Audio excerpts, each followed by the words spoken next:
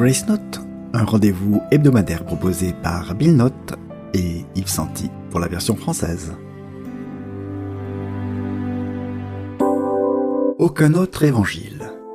Mettez 15 personnes en rang et demandez à chacune d'entre elles de répéter à voix basse de l'une à l'autre une histoire simple en 3 points. Vous savez ce qui se passe ? L'histoire change inévitablement. Nous entendons différemment, nos vocabulaires ne sont pas les mêmes, et certains d'entre nous améliorent l'histoire en y ajoutant des éléments qui leur sont propres. Il en va de même avec la bonne nouvelle du salut. Parmi les variations populaires, citons « Vous êtes sauvés en suivant Jésus avec obéissance » ou « Jésus comble l'écart entre vos efforts et les attentes de la loi de Dieu ».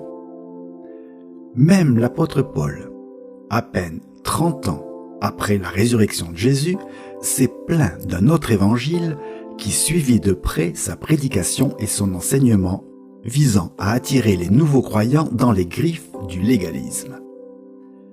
C'est pourquoi Paul a écrit « Ce que nous devons constamment relire, car c'est par la grâce que vous avez été sauvés, par le moyen de la foi. Et cela ne vient pas de vous, c'est le don de Dieu, et non le résultat des œuvres, afin que personne ne puisse se glorifier. » Il faut beaucoup de grâce pour ne pas s'attribuer le mérite de ce que seul Jésus pouvait faire. Notre vanité insiste sur le fait que Dieu aide ceux qui cèdent eux-mêmes.